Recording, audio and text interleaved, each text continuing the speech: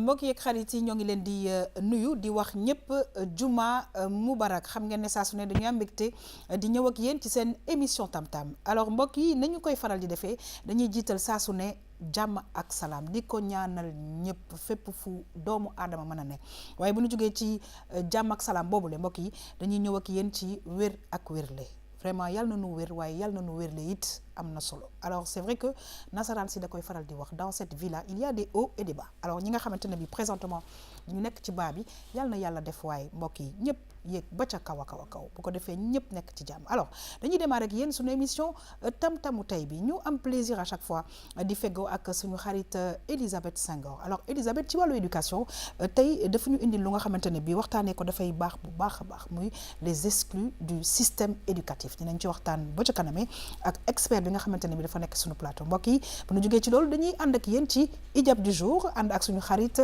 mage magique alors chaque fois nag vraiment mbégte bu mag la ñuy am di feggoog tonton Lamine alors tonton Lamine temps yi dafa mel dafa xawoon bàyyi costume yi tuuti waaye dellu si na mais ku gis mariage de couleur bi nga xam ne mag yàgg naak yàlla kon nag yàgg naak li nga xamante ne bi mooy lu baax tout simplement alors tonton Lamine ki mu ñu indil tey di Djibé Diawara nekk nag moom musicienne nekk waykat waaye mbokk yi xam ngeen ne maa ngi koy wax sànq suñu beneen invité bi expert la ci wàllu éducation waaye am na yeneen casquette yu nga xamante ne bu ci kanamee buñ ko nuyoo xam naa dina ci ñëw ñuy am mbégte di feggoo ak monsieur El Hadj Malick Diop wax naa ko sànq expert en éducation mbokk yi madame Régie dellu si waat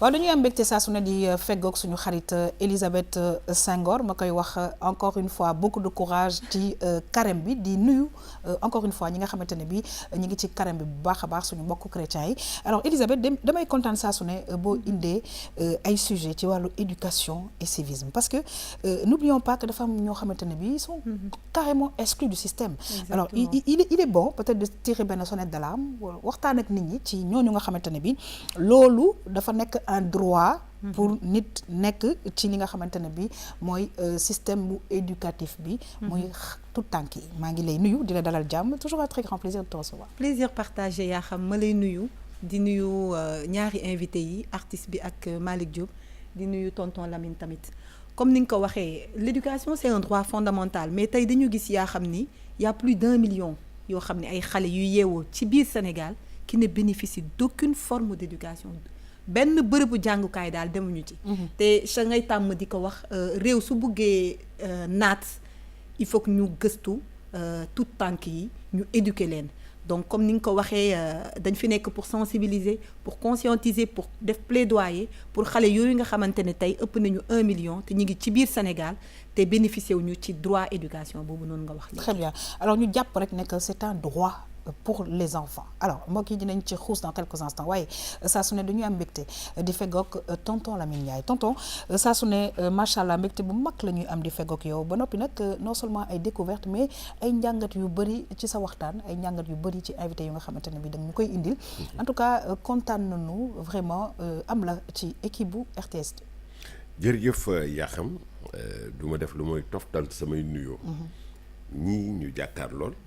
waaye tamit du ko beral ñi nga xam ne ñii ñoom la ñu àndal tey lenn rek moo ci xaw a yàqu. mooy ki sant Njaay ba pare. bëgg Jóob bi jiital ko. avant Njaay di ñëw. D'accord te xamuñu ni fii. ku ñuy nëbb ci rondal daal. waruloo feeñal yi tànk. dëgg la. ndax géwél boo xam ne nii. waaw ku fi ñëw di nga tane. mbaa nga wér pëlëng. dëgg la. waaw boole ci nag di ko dal di ko wax rek mubarak. ci àjjuma ji. très bien nga indil ñu nag tey benn musicienne waaw lii spécial. waaw xam nga fàjje. waaw vraiment dafa bokk ci sama xol. comme yow dëgg la macha allah te li mu naqar la ñu ñëpp ko bokk. yàlla na fa gëj. dëgg la mu jëm fa. dëgg la tonton. te yàlla may leen xol buñ ko muñee. incha allah jërëjëf. waaw ñu ngi nuyu toute la famille alors mbokk yi dañuy kontaan nag wax dëgg yàlla di feggoo ak Djibé Diawara Djibé ñoo ngi lay nuyu di kontaan yow tamit ci sa teewaay ci émission tam-tam.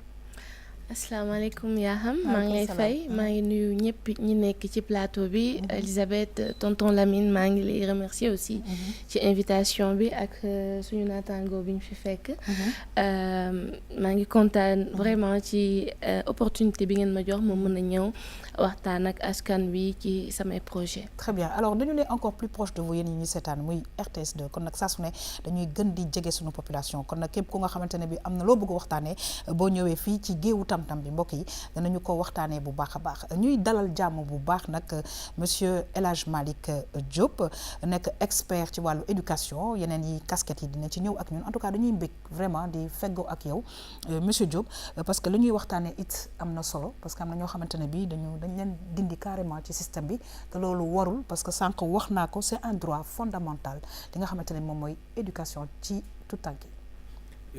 jërëjëf yaa xam maa ngi nuyu tamit à mon tour ñi fi teew yëpp commencé ko ci yow Elisabeth Djibé ak sama njóobeen bi nekk en face. Ah d'accord maa ngi koy ziar bu baax ci àjjuma bi lu am solo la donc voilà comme li nga wax je pense daan ci xuus ci kii bi expert monsieur trop dire c'est un acteur de l'éducation qui koo xam travaille ci yu bëri def ay études yu bëri ak COSYDEP sur les questions d'exclus je pense que moment la aussi peut-être ñu mën ci taxaw seetlu ndax ni ko Elisabeth waxee am na xale yu bëri ñu ñëpp suñu xasee ba génn rek gis nañu xale yi duñu topp ñoo ngi ci mbedd mi des fois da ngay dawal sa bët sax parce que da ngay rus sax xool leen parce que seen place du foofu. Je confirme. waaw kon il faut que ñu mën a taxaw nag am taxaw seetlu si et puis voilà xool yan mesures la ñu war mën jël parce que pour décor boobu mën a dañ ci ñun dëkk bi daal. Très bien maa ngi wax casquette yi parce que xam naa ne ñi may seetaan dinañ ne yaa xam waxoon ngay casquette waaye yan ak yan la te nag si wàllu expert yi dañ koy dëggal parce que loo xamante ne da nga ciy yàgg di ci xuus di am ci expérience faaw nag ñu tuddee la expert mais ñu ngi nawlu modestie bi yeneen casquette yi yan la. non. oui. casquette bi. waaw. bu ko kii sax soppil casquette bi. def ko bari mbubb. Ah d'accord. non dafa ma tooñ non bu koy ma acteur société civile là. Wow. Donc may coordonner plateforme des acteurs non étatiques. D'accord. bu Sénégal. Donc doon travail beaucoup ci jamono yi ci wàllu sunu élection. Très bien. Donc ñoo doon def observation élection bi yëpp. En termes de participation de la D'accord. société civile. Très bien. Dans les élections l'observation au niveau de la société civile. Donc au niveau du conseil constitutionnel voilà donc ñu ñoo doon yëngu un peu trop ci kii donc dafa nekk benn kuréel boo xam ni. Waaw. dafay regrouper toutes les organisations de la société civile. Les syndicats et les secteurs privés. Très bien. pour wane la participation. Donc des acteurs. Dans la vie politique. Très bien mais loolu tamit c'est important ñu ñëw ci parce que dafa bokk aussi ci li nga xamante ne bi mooy Sénégal bi ñu bëgg mu nekk alors ñu ngi lay gërëm di la sant bu baax a baax mbokk yi ñu yegsi nag ci éducation et civisme maa ngi koy wax sànq ànd ci ak suñu xarit Elisabeth alors mu ne les exclus du système éducatif éducation dafa nekk benn droit ñu ngi koy wax sànq fondamental bi nga xamante ne bi dañu xale yëpp dañ ko war a am mais mbokk yi ñu dem xool d'abord lan nañu ci Elisabeth indil dellu nag waxtaan ci ak monsieur El Hadj Malick Diop ñu dem dellu si waat.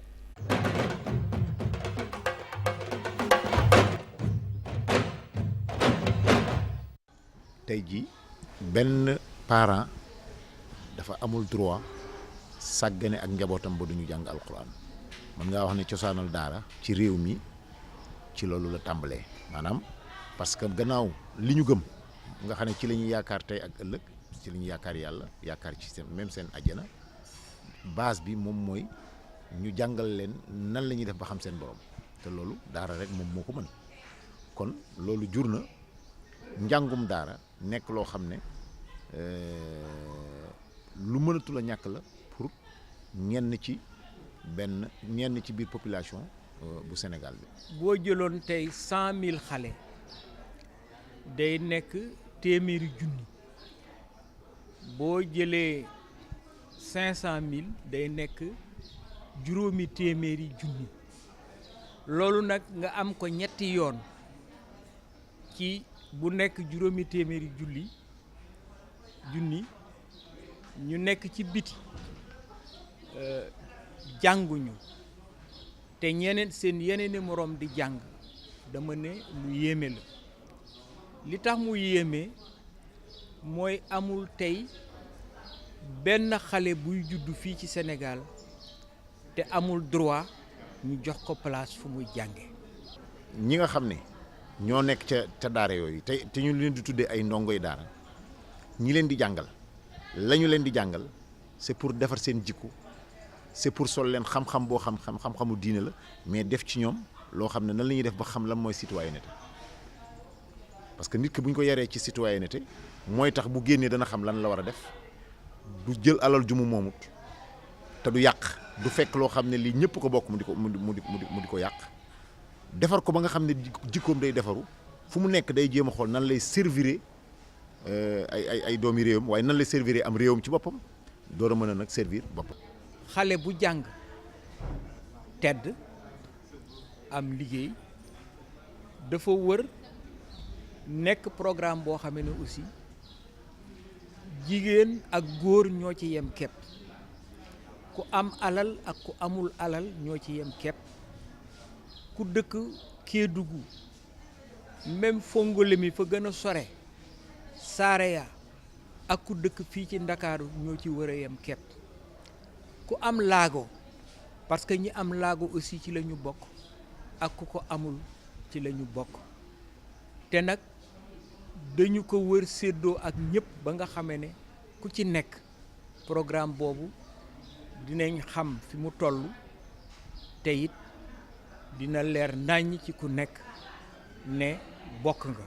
éducation mooy def ci nit loo xam ne même bu wéetu bu gisul kenn koo xam ne kii mi ngi koy contrôler day bàyyi xel ne yàlla nga ko tiim te loolu yar rek moo ko mën a def ci nit du jël lu moomu du laal loo xam ne lii yoonam nekku ca du dugg ci loo xam ne lii waru koo wax ainsi de suite loolu donc gis nañ ne daal moom la ñuy woo état du Sénégal woo ñaax ci waajur yi aussi ñu def ci ay plaidoyer yéen société civile bi nga xam ne bi ñoo ngi fi nekk tamit di plaider xale yi xam ne droit à l'éducation ci ñëpp la valable ni mu valable ci ñi nekk ci système bi noonu la valable ci ñi nga xam ne ñu ngi ci hors système bi war nañu xool ba nan la ñuy harmoniser daal dëgg-dëgg ñaari xeeti njàngin yooyu ñu fexe ba mu ne doon benn pour ñu mën a produire un seul citoyen boo xam ne dana mën a rendre service am réew. waaw Elisabeth dañu lay gërëm bu baax a baax je pense que objectif fu jàng justement c'est nga nekk benn citoyen modèle alors damay jiital li nga xamante ne bi moom la ñu war chaque fois di fàttali nit ñi c'est-à-dire éducation bi dafa yaatu bu ñu yaakaar ne que ku dugg école rek moom moo nekk ci yoonu éducation parce que je pense que toutes les religions confondues dañu teg seen tànk bu baax te nag ñuy fàttali encore une fois les parents que droit la pour xale yi que ñu jàng et que pour tout le monde ni am laago ni intelligent ni non intelligent justement l'objectif c'est de faire de ces gens-là de bons citoyens. Exactement yaa xam je suis tout à fait d'accord avec toi xam nga suñuy wax jàng ñu bëri dañuy focaliser wu ci école classique bi kese alors que dinaa ko laaj Malick pour mu leeralal ñu parce que dañu nekk ci réew mu am politique bu ñuy doxal ñu sukkandiku ci PSE dama bëggoon Malick wax ñu tey système éducatif soo ñuy wax éducation Sénégal ñaata système moo am ñaata pàcc moo ci am. waaw xam nga comme ni nga wax c'est-à-dire que éducation droit la c'est-à-dire que su ne la droit la donc obligation la pour état bi mu assurer éducation bu ñëpp parce que l'état moom mooy titulaire d'obligation c'est-à-dire que moom la ñuy rendre compte donc moom moo war a expliquer wu ñu poñe ko pour que xale yëpp mën a jàngi te dañ dem ba naan l'obligation de 10 ans c'est-à-dire que tey waruñu gis benn xale boo xam di de 0 la ba 16 ans nekk ci mbedd bi taxawal. Tout à fait. C'est ça c'est-à-dire que loolu la état bi engagé wu. muy sunu constitution moom la engagé wu au niveau international. muy l'obligation c'est-à-dire ba 16 ans waroo gis xale muy xale enfant wala jeune boo xam ne dafa nekk ci mbedd bi di taxawal. moo tax ñu ni le système sénégalais benn système la mais dafa am ay tànk dafa am le naan le système formel. système formel bi. mooy parce que danaan la le système éducatif sénégalais est composé du système formel et non formel système formel bi mooy ñi nga xam ne mooy préscolaire ba université ñu organiser ko mooy école formelle donc dem dugg 6e 5e am entrée en 6e dem ba université kooku mooy système formel mais mu am beneen système mu naan le système non formel kon nga xam ne Sénégal dafa am duy dox ci ñaari tànk pour ci système am formel bi ak non formel bi soo ko gisee léegi mooy imam bi li mu doon wax mooy daara yi mooy les systèmes alternatifs mooy les écoles communautaires de base mooy les initiatives populaires sur les initiatives associatives. tey soo demee par exemple ci banlieue bi par exemple. gis nañ fa ay école fu ne. kër gu nekk wala gis nañ fa def mu nekk école privée publique xam nga yooyu ay nit la noo jël ay réponses communautaires. yoo xam ne yooyu yëpp dafa war a nekk ci système bi mais dafa war a nekk suy dox il faut que ñaari tànk yi mën a tolloo pour mën a équilibrer. très bien sànq da nga wax lu am solo dinañ ci dellu si waat da nga ne état bi mais moi je pense que aussi am na benn wàll bu nga xamante ne bi parents yi aussi dañ ko war a xam parce que je pense que aussi y a aussi un côté sensibilisation bu nga xam ne dañ koy war a dugg. Elisabeth waaw côté sensibilisation boobu loolu si naa ci ñëw pour laajte Malick parce que wax na ko am na système formel am na système non formel donc état bi teg na ñaari tànk yi parents yi war a jël seen doom yi yóbbu leen soit ci formel bi wala non formel kon tey 1,5 million d'enfants yu ñuy dégg nii nekkuñu ci benn système nan la demee noonu. waaw xam nga soo jëlee xam nga mooy parent bi am na sañ-sañu. ni man sama doom fii laa koy dugal. c'est son choix. Maintenant c'est à l'état de garantir ce choix là. L'état moo war a def ba nga xam ne man su ma nee sama doom dama koy dugal ab daara fa la mu fay fekk continue la mu fay fekk formation ba mu fay fekk état bi garantir ko ba ne pas laisser aussi que système bi ni muy doxee formel bi mu mën a am absence de contrôle. Parce que l'objectif de la formation c'est de former des citoyens. Absolument, on l'a dit au début. Voilà, il faut que citoyens yi ñu mën a xam état bi ni man prototype bii laa bëgg former. type situation bii laa bëgg former ba nga xam ne ni éviter parenthèse la ñu am ay citoyens yoo xam ni dafay confronté wu. Très bien. Alors mu nekk ay modèles yoo xam ne ni confronté wu. Et ça c'est très important pour la cohésion sociale. Absolument. Alors dañu ñëw nag ci ñi nga xamante ne bi moom mooy sujet bi tey mooy ñi nga xam ne dañ les exclus de ce système. Maintenant soo jëlee loolu suñu jëlee par exemple étude bi gën a récente. 2016. boo xam ni dañu fi muy UNICEF UNESCO État du Sénégal COSYDEP yëpp def ko dañu xayma ni am na à peu près 1,5 million. Quand même ah. 1,5 million. C'est que études yëpp dañ ko conforme parce que du étude yu ñu defandoo mais ku nekk da nga defandoo mu croiser xam nga tey soo kenn su defoon génn wala mais soo xoolee étude bii. dafa méngoo daal dafa méngoo donc dañu table ni am na 1,5 million xale yoo xam ni nekkuñu ci benn système et loolu moo gën grave xam par exemple mën na wax ni 1 million yoo xam ne nekkuñu mais dañu jàpp ni y a 1,5 million yoo xam ne nekkuñu ci benn système nekkuñu ci benn système amuñu aucune offre éducative li naan aucune offre éducative nekkuñu ci ji nekkul ci jàpp nekkul ci système formel nekkul système informel. Voilà, alors moi je pense que l'objectif de ce genre de discussion c'est ñu xool et surtout cette sensibilisation au niveau des communautés au niveau de toutes les populations. Alors heureusement que télévision mi ngi fi pour wax attention seen ay droit la attention am ngeen ay porox ndol yoo leen mën a jaar pour que xale yi am une certaine éducation. waaw mais yaa xam nga loolu pour ñu def ko il faut que ñu xam lan moo waral. parce que tam parent bu jur sa doom bëgg nga bu subaa mu am xam-xam ba tekki ba mën la yor jëriñ la jëriñ société bi Malick lan moo waral tey ñu am 1,5 million d'enfants yooyu nga xam ne nekkuñu ci formel bi nekkuñu ci non formel bi lan moo ko waral ak fan lañ nekk parce que mi ngi koy wax am na étude nationale bu nga xamante ne USAID moo ci gunge état du Sénégal. waaw ci 14 régions yëpp ma bëggoon mu ñëw ci yan région ñoo gën a touché ak lan moo waral xale yooyu noonu duñu nekk ci système ni formel ni non formel. léegi juste préciser c'est que ci 1,5 million yi dañu jàpp ni pratiquement 1,2 million yi ñoom pratiquement ñoom musuñu dugg école. Moyenne d'âge u 1,5 million yooyu c'est quoi. moom laa c'est-à-dire que soo xoolee dañu am soo jëlee 1,2 million yi dañuy jàpp ne ñooñu musuñu dugg école 3,5 million yi ñoom dañu dugg rek génn. Donc si je calcule bien c'est 5 millions en fait. Voilà. Non, c'est 1 million. 350 000. Voilà, parce que da nga ne 3 millions c'est pour ça que excusez-moi 1,2 million. Oui. Donc juste 1,2 million yi. Oui. Mooy ñi nga xam ne musuñu dugg école. D'accord. Ce sont les ils sont jamais scolarisés. OK. 350 yi mooy ñi nga xam ni mooy les déscolarisés. OK. mooy ñi nga xam ni dañu dugg génn c'est-à-dire que amuñu ci cursus. mooy les déscolarisés. OK. Maintenant soo xoolee région yi mu gën a ciblé mooy la région de Diourbel. Ah oui. sama dëkk aussi ah. waaw soo xoolee par exemple Diourbel 60 mooy pratiquement 68%. Diourbel Kaffrine ñëw topp ci. 5 ans Tamba. topp ci Louga topp ci.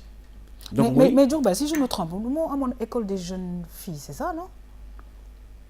école des jeunes filles. waaw wala Rufisque la woon. non Rufisque moo amoon école des jeunes filles. ok mais Diourbel jàpp nañu c'est-à-dire que moom mooy zone bi nga xam ni muy zone benn ak Kaffrine dans le Ndoukoumane xam nga mooy zone yi nga xam ni parce que dafa am ay réalités aussi yoo xam ni dafa xam nga par exemple soo jëlee Diourbel. oui la preuve soo jëlee Touba amul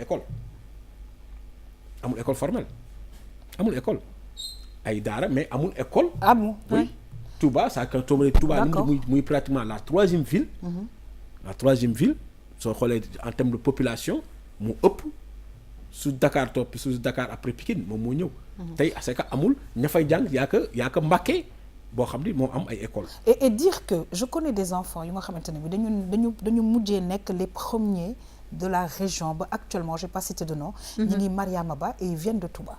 oui am na non c'est-à-dire que su ma nee école c'est que am na espace d'éducation. oui je comprends bien am na ay espace yoo xam dañuy yar ay franco-arabe ay mais prendre dans le système formel amul école parce que dafay jàngi dañuy ñëw Mbacké am na aussi yeneen zone yoo xam ne yeneen zone soo xoolee moo xam ne c'est-à-dire mooy zone yoo xam ni c'est beaucoup plus compliqué par exemple soo jëlee taux bi région yi gën a avancé yoo xam ne moom mooy Ziguinchor par exemple Ziguinchor da ngay am ay taux de plus de 100 et quelques % de scolarisation boo xam ni malgré crise bi malgré guerre bi mais zone la boo xam ni c'est à forte éducation mais moo xam ni donc yooyu ay kii la maintenant am na ay raisons. ok première raison bi mooy par exemple sur l'offre éducative. par exemple soo xoolee muy région yi ñu ciblé ji moom mu scolarisation moo fa ëpp mooy muy Diourbel Kaffrine mais soo xoolee en termes de daara ak éducation religieuse foofu la gën a bëri. d'accord.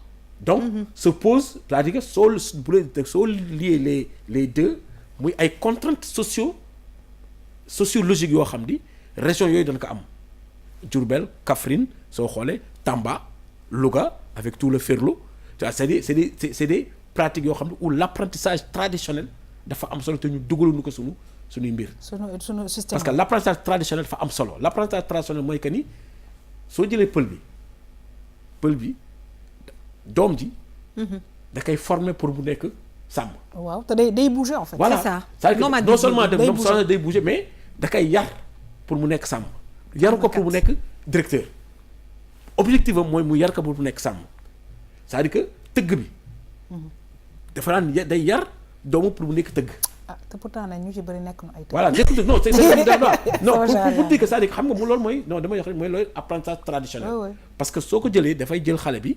ni ko voilà man dama koy jàng pour mu nekk ça parce que ça mu métier la. du ku nekk voilà. aussi c'est une compétence boo xam ne dañ koy transférer.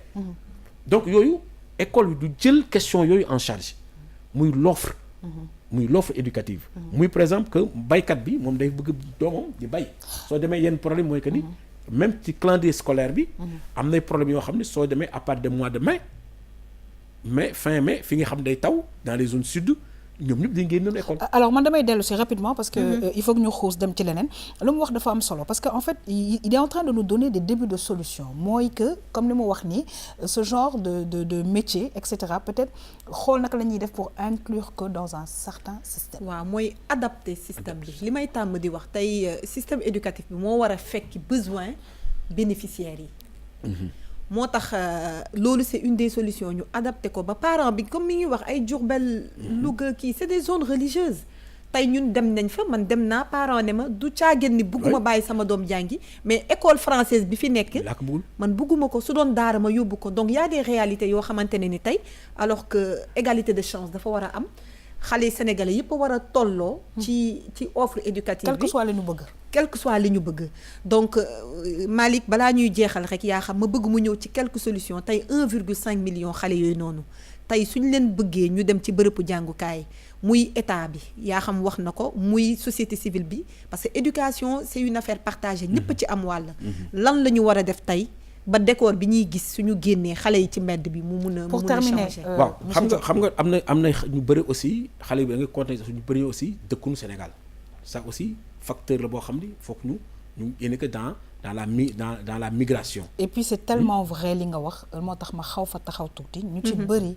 ñuy gis ci mbedd bi aussi y a une grande partie bu dëkkul Sénégal. voilà ça il faut le c'est-à-dire que si voilà dans ci facteurs yi da nga koy analyser pour xam ne aussi Sénégal Dakar zone la boo xam di zone la boo xam de convergence la. ñoo xam ne dafa ñëw ñoo xam ne même dans la sous-région ñoo xam ne maintenant beneen li nga wax mooy il faut que ñu adapté dama joxe benn anecdote en 98. dafa amoon benn village comme wax Ndulo. côté Touba Ndulo waaw kuy dem Touba voilà da nga romb Ndulo. dama amoon benn xarit moo fa njëkk servir comme enseignant bi ñu demee première année bi amul kenn y avait que 8 élèves même pas 8 élèves mais comme ñu dañ doon waxtaan et puis comme ay ndar lañu jógeen affaire yooyu ñu dugal 98 ma ne ko bon da ngay dugal alxuraan comme aussi moom. waaw il a intégré comme ça c'est-à-dire su jàngalee xale 8 ans yi suñu baax pare muy dugal di leen jàngal alxuraan di jàng mais année bi ci topp. parents yi ña nekkoon ñëpp non seulement école bi dafa fees dell. ñeneen nekkoon nekk yeneen école environ dañ jël seen doom indi ko. très bien ci école ba. suñu la ko waxee ñun lu wax ñu ne que ñu ne monsieur Ndiaye day jàngale alxuraan. alors dafa mel ni je pense que on va terminer avec ça que gox yi ci nekk il faut une étude des études préalables pour xool un peu naka la communauté bi formé yoo pour xool naka lañ leen di aider pour que xale yi fa nekk yépp bokk ci système éducatif. pour terminer sax il faut que ñu xam ni jàng da ngay transmettre ay valeurs. d'abord xam-xam mais il faut que aussi xam-xam yeeg valeurs yi mën nekk utile dans la société. tout à fait.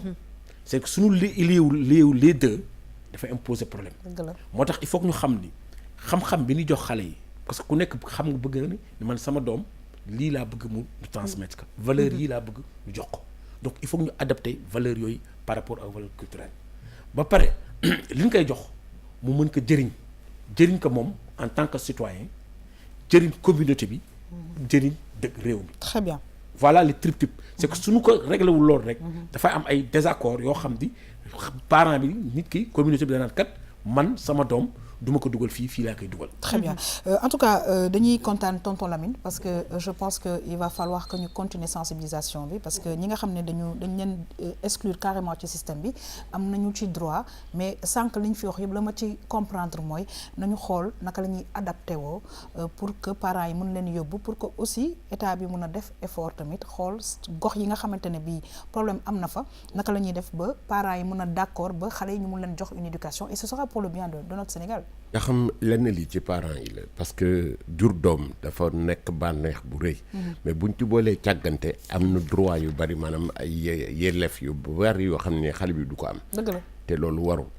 leneen li muy lan déclaration yi ñu war a def mu teel pour xam xale yi ñaata lañu. surtout ouais. mais duñu def déclaration yooyu doom day juddu li ñu njëkk xalaat mooy nañ ko ngénte teral ko teral bu rëy jënd ay nag teg fàtte ay kayitam bu demee bu war a toll ci examen fu muy jëlee ay kayit. alors wax na aussi Elisabeth volet boobu bu am importance parce que xale tamit pour ay jàngam continuer il faut que aussi mu am ay kayit yu nga xam ne daf koy permettre mu continuer jàngam rapidement. waxu kayitu juddu yooyu sax dinañ ci waxtaanee muy état civil parce que dañu gis tam ni xale yu bari yoo xam ne nekkuñu ci école bi loolu tax na amuñu kayitu juddu yi. exactement amuñu kayitu tout à fait en tout cas monsieur Diop ak beneen boo xam ne ci mooy cherté système bi. très bien système bi cher na. waaw métti na métti boo xam ni. parents yi mënuñu ko attan. te ku ci am ñaar wala ñett wala ñeenti.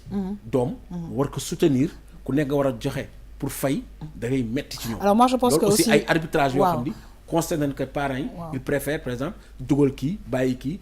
mais loolu yëpp je pense que ñàkk dem fi nga xamante ne fa nga war a dem pour que ñu trouver ay solution la en tout cas dinaa la bàyyi ba ca kanamee incha allah nga am ay ndénkaane yoo dénk vraiment ñi nga xamante ne bi ñoo ñuy seetaan surtout les parents bu ko defee ñu xool naka la ñuy def pour que xale yi mun na nekk ci système bi dafa am solo que ce soit formel wala non formel tout simplement mbokk yi dañuy gërëm bu baax a baax suñu xarit Elisabeth ci wàllu yu ñu indil tey waaye di gërëm monsieur El Hadj Malick Diop nekk expert ci wàllu éducation mbokk yi nu xuus yegg si ci ijab du jour ànd ci ak suñu xarit mage magique ñu dem dellu si waat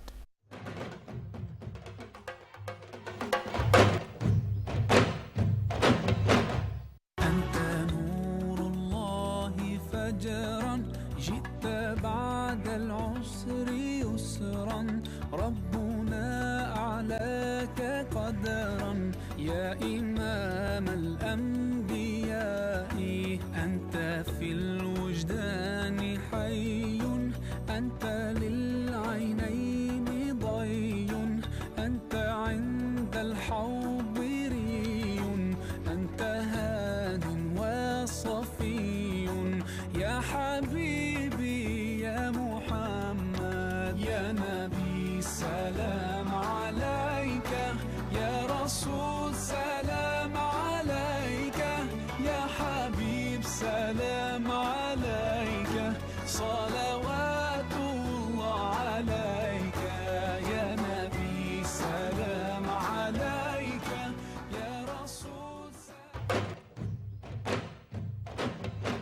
waaw dañuy kontaan nag wax dëgg yàlla ci mage magique xam naa ne monsieur Diop bu ci kanamee danaa ko jox kàddu gi mu wax ñu rek lu mu gis ci naka la mage vraiment tey musooroo tey waaye damay jóge ci monsieur Diop daal dem ci monsieur Ndiaye tout simplement laaj ko toujours mage magique elle est magique. yaa xam fii loo xam ne.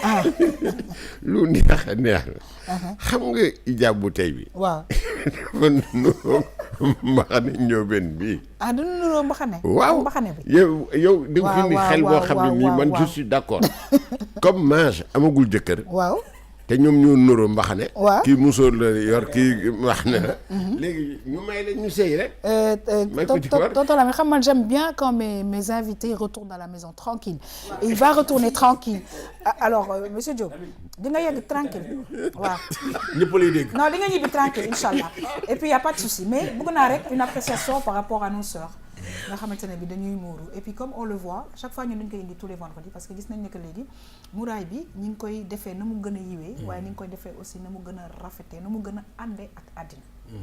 non xam nga loolu c'est que jàngat bi am c'est que muuraay bi phénomène la mode la. dëgg la. ñaar c'est phénomène la parce que mais mode la aussi. mode bi mooy tout le caractère esthétique bi ñu am donc je pense c'est important. mais man dama jàpp ni liberté. dañu libre. que ku nekk mun am nga liberté franchement def. absolument voilà nu mu la neexee nu mu rafetee. voilà et ni nga ko sentir quoi. tout à fait et je pense que c'est très bien pour diversifier. alors Djibé gis naa ne que moom bon dafa muur bi complètement mais muuree na fulaar bi et je veux dire c'est très africain aussi et c'est très joli.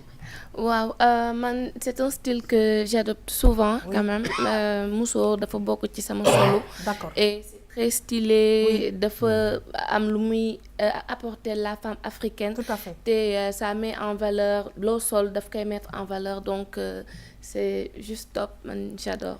et c'est top Elisabeth c'est top. en tout cas daal waaye may man daal. ni ngeen kenn jëlee sama invité bii. kenn muulu si kan ñun alors muuru bi comme on dit moom chrétienne la man musulmane la mais nekk na lu nga xamante ne bii day ñëw parce que dañu naan du jikko jamono la wala lu nga xamante ne bii gis nga ku mag rek am noo def donc da nga ñuy ñaanal rek ñu ñëw ci muuru bi. c'est ça yow na daal yow et ça va se faire. yow sa jam naa ni.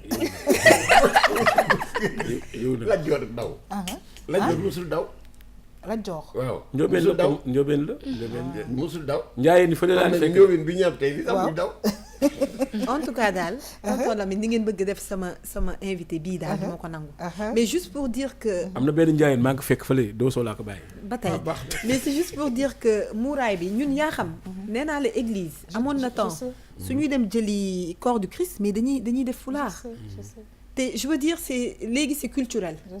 tey nii man su ma doon dem dëj ñaanuma ko yàlla wala may dem yenn xewi mais doo ma xàmmee parce que damay musóoru ba mu baax. absolument parce que c'est sénégalais. oui c'est je suis une vraie culturel, sénégalaise c'est culturel. donc c'est pour dire que mage daal en tout cas moom chaque jour mu génn fu baax. exactement en tout cas ñu ngi koy gërëm di ko sant bu baax et par la même occasion ñu ngi nuyu yaayam nga xam ne chaque jour dafay seetaan émission Tam Tam mbokk yi ñu yegg si nag ci l'invité du jour ànd ci ak tonton Lamine Ndiaye. Madame Régie.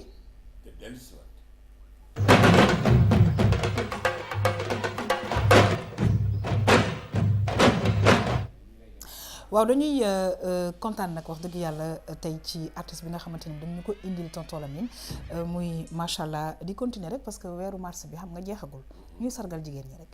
waaw yaa xam. dama am tey mbégte boo xam ni. du ma ne mari day taal yi parce que mari day taal yi ci musiba lañ koy wax.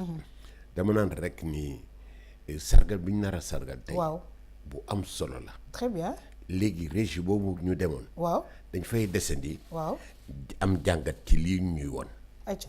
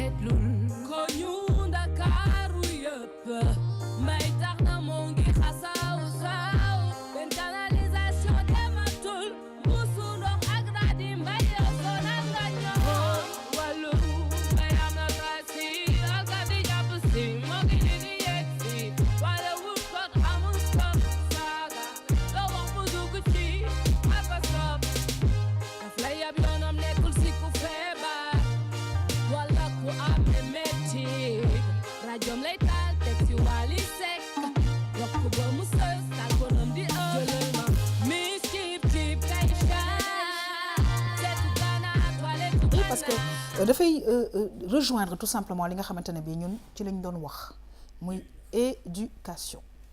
voilà te moom fi mu ko jëmale c'est les comportements xam nga ci weeru jigéen bi liñ ci gën a jooytu mooy problème de comportement problème de comportement boobu buñ ci teelul a jóg béy ci suñu wàll ñun artistes yi yaakaar naa ni li fi nekk moo tax mu morceau bi cembay mooy lu baaxul nga yëkkati ko tey mu xasaw xun nga ne cembay daal di sànni jikko jooju noonu la mel mais faut inspirer woo loolu.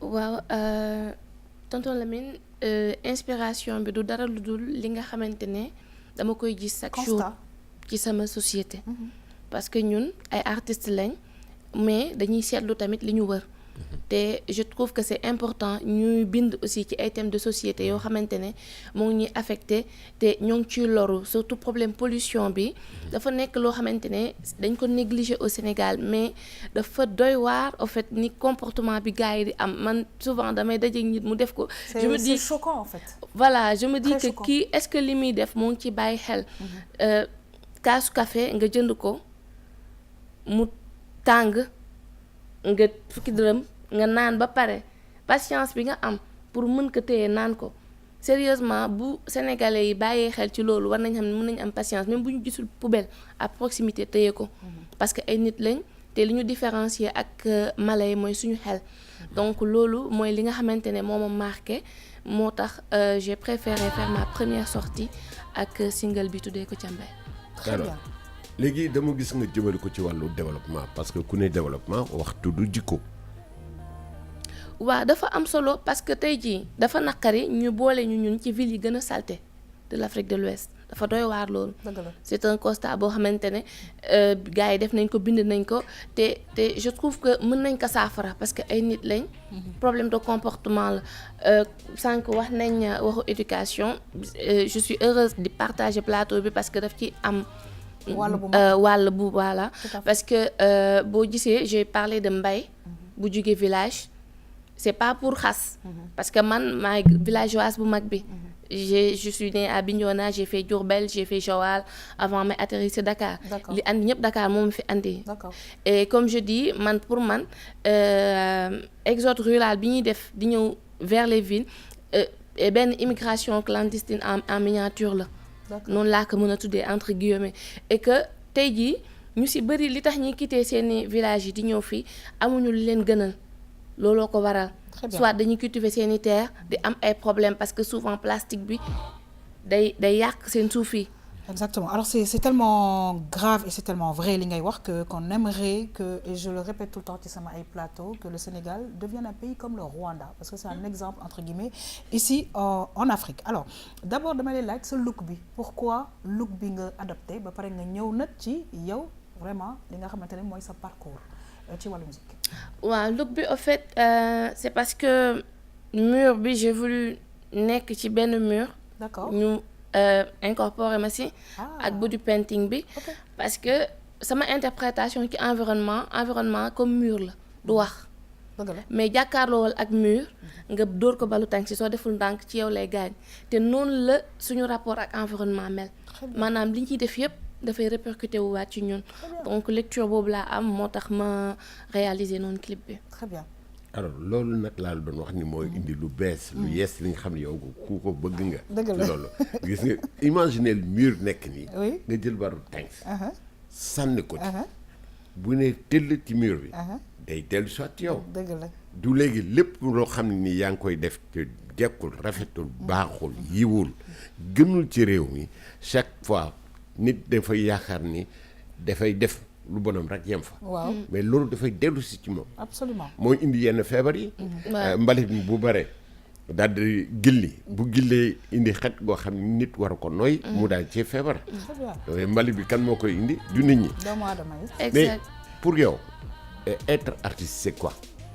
Bon man sama vision qui être artiste ça va au-delà de vraiment juste tenir un micro pour chanter. Tout à fait. Parce que ñun suñu voix dafay dem fu sori. Comment on vous appelle porteur de voix? Exactement ay porteurs de voix lañ te loolu waruñu ko sàgganee dañu war di ci bàyyi xel parce qu'on doit éduquer on doit conscientiser on doit sensibiliser c'est pas seulement pour faire le buzz ou bien être au devant des scènes que loolu la ñu moo ñu tax a jug non dañu yor ay messages yoo xamante ne dañ ko war a développer ci suñu musique et pour mieux sensibiliser en tout cas la population ba ñuy defaraat seen toogaay bu amee dérive et tout parce que comme je dis mën nañ fi nekk di changer ay président mën nañ fi nekk di lutter contre le franc CFA comme on le fait actuellement mais bu ñu changé wul suñuy comportement yaa xam dara du baax. non c'est important alors bëgg naa nga ñëw nag parce que bon sénégalais yi am nañu la xam et tout mais nga ñëwaat ci sa carrière et genre musical bi ngay def.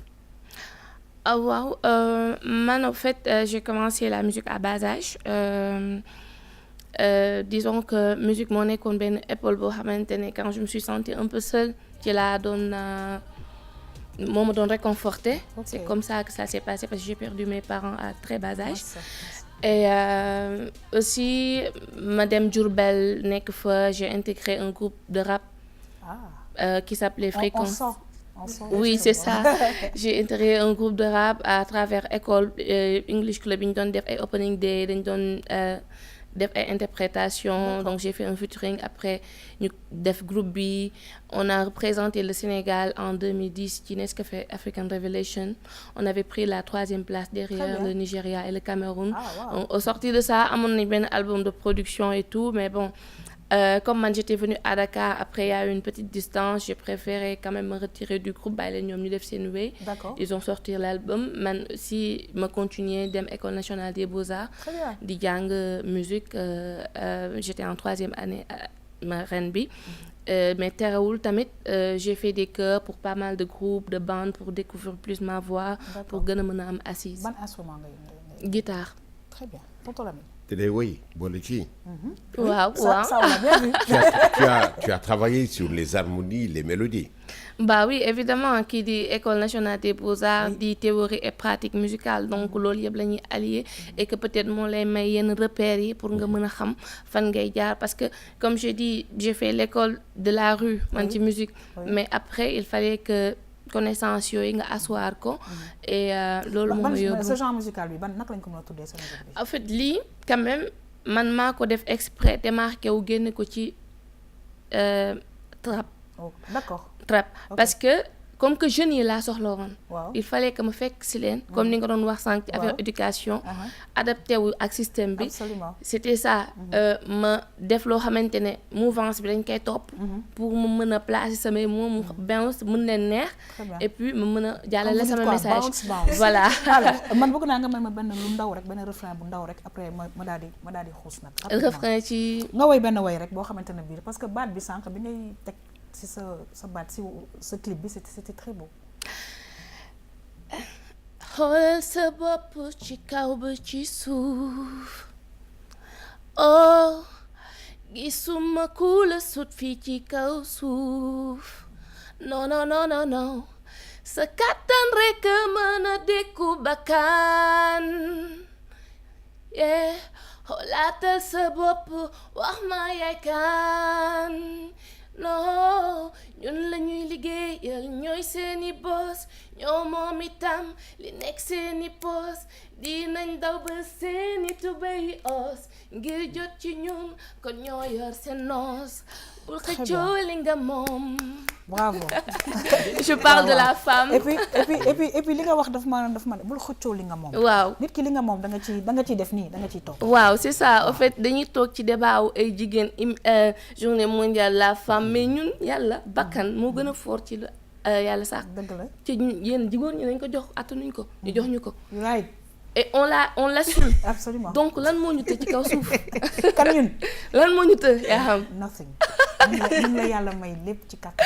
noonu la te ñu demee ko ciy sant bu baax a baax. Merci. En tout cas, tonton Lamine. yaa ngi liggéey ak benn orchestre boo xam ne ay jigéen rek lañu. Très bien. ñu gis leen ak Wally Seck ngeen tijji soirée am alors loolu nu mu demee noonu.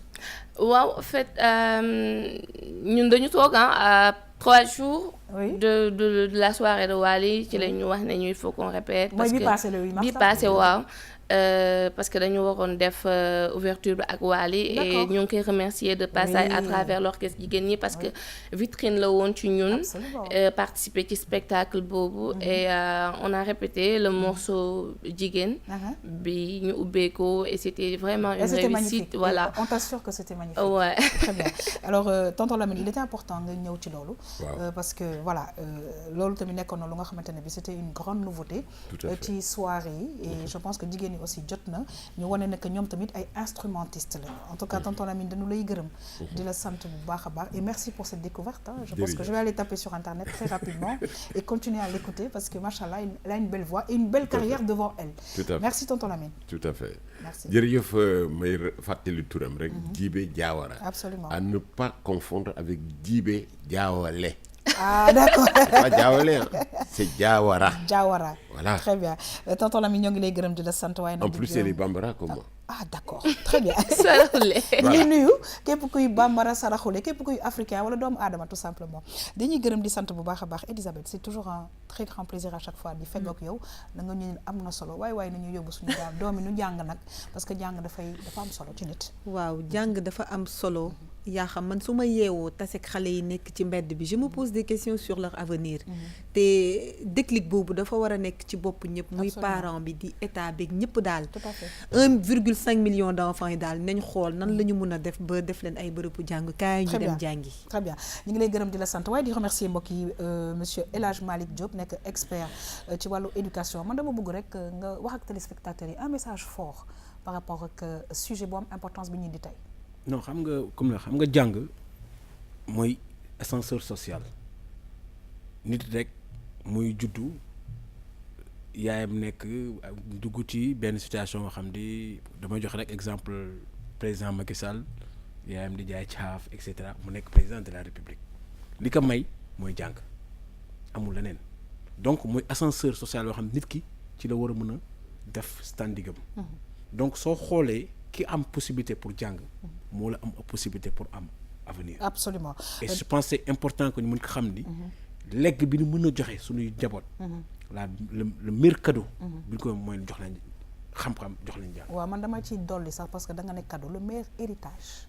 Parce que gis nga ndono boo ko jotee su éducation ba baaxul ni lay jaar dafay dem en tout cas ñi ngi lay gërëm di la sant bu baax a baax di la ñaanal yow tamit beaucoup de bonnes choses et surtout ñu continuer cette lutte pour l'éducation justement des enfants surtout en tout cas dañuy gërëm di sant bu baax a baax Djibé Diawara très belle voix et on te souhaite vraiment bonne continuation ça a été un plaisir de vous recevoir. Merci Aham, tout le plaisir est pour moi et je profite de l'occasion pour lancer un appel à toutes les femmes du Sénégal ñun lu ñu bëgg a defar mën nañ ko defar je pense que mois de mars mu ngi tiré à sa fin et ñu fexe ba résolution balaa déwén waaw ñu inculper ay valeurs suñuy doom suñu jëkkër yi ak suñu rakk yi nekk ci kër gi bu ñu leen bëggee yar ci ñu bàyyi di lekk di sànni ci mbedd dinañ leen ci yar donc loolu mooy message bi nga xamante ne vraiment je tenais à jox ko Sénégalais yépp ñu bàyyi xel ci loolu xam ne